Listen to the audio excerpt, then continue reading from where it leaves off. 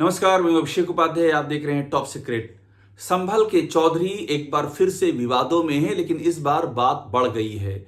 बात इस बार सिर्फ संभल के चौधरी तक सीमित नहीं है, बात योगी सरकार तक पहुंच चुकी है। एक आदेश हुआ है चंदौसी की सीजेएम कोर्ट ने, संभल के चंदौसी की सीजेएम कोर्ट ने एफआईआर करने का आदेश दे दिया है संभल के चौधरी यानी कि अनुज चौधरी पर। वही अनुज चौधरी जो संभल में सीओ थे और जो तमाम विवादों में घिरे रहे हैं, उन पर एफआईआर करने का आदेश अब दे दिया है सीजेएम की कोर्ट ने। मगर इस एफआईआर के आदेश से योगी सरकार में इतनी ज्यादा हलचल क्यों हो गई है? ऐसा क्यों हो गया है कि योगी सरकार के जो टॉप मोस्ट अधिकारी हैं, उनको भी ये लगने लगा है कि ये मामला आगे चल करके विस्फोटक हो सकता है? और क्यों टॉप लेवल से कवायद की जा रही है कि कोई ना कोई रास्ता जल्दी निकाला जाए? ये कहानी बहुत दिलचस्प है। पहले मैं आपको बता देता हूं हुआ क्या है। हुआ ये है कि जो जामा मस्जिद का संभल में सर्वे हुआ था, ये है बात नवंबर 2024 की, और तारीख है एग्जैक्ट 24 नवंबर 2024। उस सर्वे के दौरान वहां संभल के निवासी हैं यामीन, उनका यह आरोप है कि उनके बेटे को गोली मार दी गई, पुलिस ने गोली मार दी। जब जामा मस्जिद के सर्वे के दौरान पूरी प्रक्रिया चल रही थी, उनका बेटा बेकरी के बिस्किट्स बेचता है ठेले पर, वो जा रहा था, पुलिस ने उसको गोली मार दी। यामीन कई पुलिस अधिकारियों के पास गए अपनी बात कहने के लिए, एफआईआर की कोशिश के लिए। एफआईआर ना होनी थी, ना हुई। उसके बाद उन्होंने कोर्ट की शरण दी और कोर्ट ने अब आदेश दे दिया है कि इस मामले में अनुज चौधरी समेत 12 पुलिस अधिकारियों पर एफआईआर दर्ज की जाए। और इस आदेश के सामने आते ही भूचाल मच गया है। सीधे तौर पर संभल के एसपी ने कह दिया है कि ये आदेश ही अवैध है और हम इसके खिलाफ अपील में जाएंगे। अब यहीं से आप समझ लीजिए कहानी कैसे बड़ी हो रही है। संभल के एसपी एफआईआर के आदेश को अवैध बता रहे हैं। अवैध कैसे बता सकता है कोई अधिकारी न्यायालय के आदेश को? अरे अगर अवैध बताना होगा तो ऊपरी अदालत बताएगी। आपको जाना होगा ऊपरी अदालत में, अपील करनी होगी। आप अवैध कैसे कह सकते हैं? इसका मतलब है कि पैनिक बहुत ही जबरदस्त है। और पैनिक क्यों है ये मैं आपको बताता हूं। दरअसल संभल यूपी की राजनीति में एक बहुत बड़ा प्रयोग हो चुका है। योगी आदित्यनाथ की जो पूरी राजनीति है उसका एक बहुत बड़ा सेंट्रल पॉइंट संभल हो चुका है। योगी आदित्यनाथ अपने 8.5 साल के कार्यकाल में कई गंभीर मामलों से घिरे हुए हैं। ये गंभीर मामले आकंठ भ्रष्टाचार के हैं, ये गंभीर मामले प्रचंड जातिवाद के हैं, और ऐसे में उनको डाइवर्जन का एक रास्ता चाहिए, ऐसा कहा जा रहा है।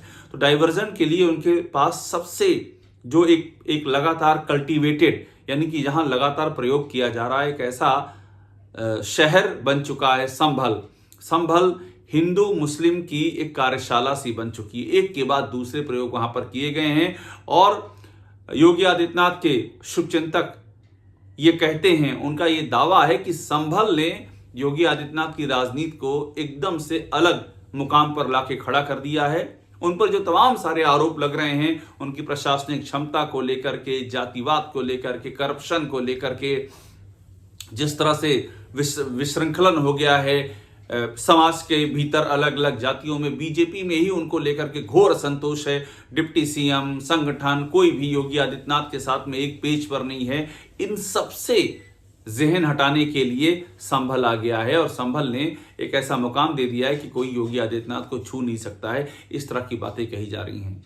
और वहीं उसी संभल पर मैं इसीलिए कह रहा हूं ये इतना महत्वपूर्ण क्यों है, उसी संभल पर ये एक बड़ी चोट लग गई, संभल के नैरेटिव पर चोट लग गई है। बाकायदा कोर्ट ने आदेश दे दिया है, चंदौसी की सीजेएम कोर्ट ने, और उस आदेश में एफआईआर की बात कह दी है। एफआईआर अनुज चौधरी के खिलाफ और साथ में 12 अधिकारी। अब अनुज चौधरी पर एफआईआर के मायने बहुत बड़े हैं। इसलिए मायने बड़े हैं क्योंकि जो भी संभल में एक्शन हुआ है उसको योगी सरकार ने और खुद योगी आदित्यनाथ ने पर्सनली ओन किया है। मैं आपको एक तस्वीर याद दिलाता हूं। ये उस दौरान की घटना है जब अनुज चौधरी विवादों में आ गए थे। वो हालांकि विवादों में कई वजहों से आते रहे हैं। वो सरकारी वर्दी में जिस तरह से धार्मिक कृत्य करते रहे हैं और मीडिया का उनको बहुत ही शौक बताया जाता है। कोई भी कृत्य करते हैं मीडिया में जाता, फिर उस पर बयान भी देते हैं। हालांकि यूपी सरकार में बाकायदा आदेश है कि कोई भी अधिकारी इस तरह से बयान नहीं दे सकता है, उसको अपने सुपीरियर की अनुमति लेनी पड़ेगी। और बयान भी आप देंगे अपने काम के सिलसिले में, लेकिन अनुज चौधरी से आप जो चाहिए पूछ लीजिए, बेखौफ बोलते रहे जब तक संभल में रहे और उन पे कोई एक्शन कभी नहीं हुआ। सरकारी वर्दी में उनको पूजा पाठ के सार्वजनिक कार्यक्रमों में हिस्सा लेते और भजन गाते और कभी किसी रथ यात्रा में कंधा लगाते, ये सब उनको करते हुए देखा गया है। और इसके पीछे कहानी यही समझ में आई कि वो ये चाहते हैं कि उनकी इच्छा भी निर्मित हो कि वो एक पुलिस अधिकारी हैं दबंग टाइप के, और साथ में उनका हिंदुत्व के प्रति रुझान भी है। और इस दौर में हिंदुत्व के प्रति रुझान आपके दिल में है कि नहीं, इसकी कोई गारंटी है नहीं, क्योंकि दिल में अगर हिंदुत्व के प्रति रुझान होगा तो हिंदुत्व का जो पहला जो आशय जो वैदिक काल से समझा गया वो है मानवता, वो है न्यायप्रियता। वो सब छोड़ करके आप अगर हिंदुत्व के नाम पर सिर्फ मीडिया अटेंशन लेना, अपनी कुर्सी को सुरक्षित करना, चूंकि अब अभयदान हो चुका है, आपको कोई छू नहीं सकता है, अगर आप इन चीजों पे आगे बढ़ते हैं तो वो अलग ही मानी हो जाते हैं। अनुज चौधरी इन तमाम वजहों से विवादों में रहे हैं और उनको किस तरह से बैकिंग की गई, मैं आपको जो बता रहा था कि इंटरव्यू में योगी आदित्यनाथ से पूछा गया कि अनुज चौधरी किस तरह के बयान दे रहे हैं। वो ये कह रहे हैं कि जुमा तो 52 बार आता है, होली 1 बार आती है, ये किसी अधिकारी को कैसे बोल सकता है इस तरह की बातें। और अगर आज को अनुज चौधरी बोल रहे हैं, कल को दूसरे धर्म से जुड़ा हुआ कोई अधिकारी बोलेगा, तब क्या करेंगे आप? आखिर कानून तो सबके लिए बराबर है, संविधान का शासन है, कोई तानाशाही चल नहीं रही है, राजशाही चल नहीं रही, फिर ये कैसे हो सकता है? वही संविधान जो आपको तमाम तरह के अधिकार देता है, आप आराम से जाते हैं, आपको कोई आपका पड़ोसी भी कोई हाथ नहीं लगा सकता, क्योंकि संविधान है आपके पास में, कानून है आपके पास में। अगर वही ध्वस्त हो जाएगा तो मुसलमान तो छोड़ दीजिए, आपके पड़ोस में रहने वाला हिंदू जब उससे आपके झगड़े होंगे तो वो भी अपनी ताकत से तय करेगा कि क्या उसे करना है और आपको क्या सुनना है, सहना है, कोई बचाने नहीं आएगा। इसीलिए संविधान और कानून बहुत जरूरी होता है। तो सवाल ये उठा कि जब अनुज चौधरी ने इस तरह की बातें कही तो योगी आदित्यनाथ ने कहा पहलवान है, ठीक कह रहा है, वो जो दिल में होता है बोल देता है, लाग लपेट नहीं कर पाता। इस तरह से योगी आदित्यनाथ ने बचाव करने की कोशिश की और ये देख करके लोग हैरान रह गए कि आखिरकार आप किस तरह की अपनी सिर्फ राजनीति के लिए, क्योंकि आप पे इतने सारे आरोप लगे हुए हैं और वो आरोप में करप्शन, आपकी सरकार अखंड करप्शन में घिरी हुई है, ऐसे आरोप लग रहे हैं, बाकायदा सबूत तथ्य सामने आ रहे हैं। जातिवाद इस कदर फैला हुआ है कि उसके निशान हर तरफ बिखरे हुए हैं और उसको आप डाइवर्ट करने के लिए संभल पर ला करके, हिंदू मुस्लिम पर ला करके ऐसे अधिकारी का बचाव कर रहे हैं जो कि प्रथम दृष्टया जो आचरण नियमावली उसका उल्लंघन कर रहा है। तो ये है पूरी कहानी का बैकग्राउंड। अब सोचिए होने क्या जा रहा है। कहानी ये है, क्यों योगी सरकार परेशान है।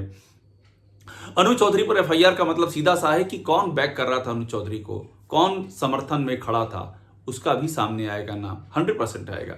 अनुज चौधरी ने जो एक्शन लिए होंगे वो अपने आप से तो नहीं लिए होंगे, या अपने आप से लिए भी हो तो ऊपर से या तो इंस्ट्रक्शन होगा या छत्र छाया होगी, हाँ हम तुम्हारे साथ खड़े हैं, तो इसमें कई नाम आएंगे और पूरी लेयर बनेगी, ऊपर तक की लेयर है ये। आप याद कीजिए कोई भी इस तरह की घटनाएं होती हैं तो जो नेतृत्व होता है, जैसे ही मामला बढ़ता है वो अपना पल्ला झाड़ देता है कि हमसे नहीं मतलब है, अधिकारियों का किया है। और अधिकारी एक नहीं कई बार हो चुका है कि अधिकारी उस बुरे फेरे में आते हैं और कई बार ऐसा होता है कि अधिकारी नाम ले लेते हैं कि नहीं नहीं पीछे ये खड़े थे। तो इसलिए ये बड़ा संकट है। अब आप देखिए संकट एक यही नहीं है, योगी आदित्यनाथ की सरकार में ऐसे कई मामले हो चुके हैं। महाकुंभ का मामला हुआ है, वहां भगदड़ हुई, भगदड़ से मौतें हुई और एक नहीं कई भगदड़ हुई, ऐसे तथ्य सामने आए और वहां भी यही हुआ कि भगदड़ में मरने वालों की संख्या को कम दिखाने की तमाम जुगत की गई। यहां तक कि 5 लाख रुपया नकद दे करके हिंदू धर्मावलंबी थे उनसे कहा गया बॉडी ले जाइए। ऐसी बातें तथ्यों के साथ सामने आई, सरकार आज तक खंडन नहीं कर सकी है। अब उन अधिकारियों पर आज नहीं तो कल वो कानून के दायरे में आएंगे, तो क्या जो ऊपर टॉप पे बैठे हुए लोग हैं वो नहीं आएंगे? किसके निर्देश पर हुआ? जिसने फोन पर कहा था कि जल्दी से भगदड़ वाले मामले को कंट्रोल में करो और संख्या ज्यादा नहीं होनी चाहिए? ये सवाल तो उठेगा कि किसका आदेश था ये। विकास दुबे का मामला भी ऐसा ही मामला है। विकास दुबे का जिस तरह से एनकाउंटर किया गया, प्रथम दृष्टया आरोप लगे और सबको समझ में आया कि ये अचानक कैसे गाड़ी पलटेगी, अचानक कैसे फायरिंग हो जाएगी, ये सब कैसे हो सकता है, ये सबको समझ में आ रहा था। कुछ ना कुछ तो इस मामले में ऐसा हुआ है जो समझ से परे है, जो हजम नहीं किया जा सकता है। बहुत गंभीर आरोप लगे।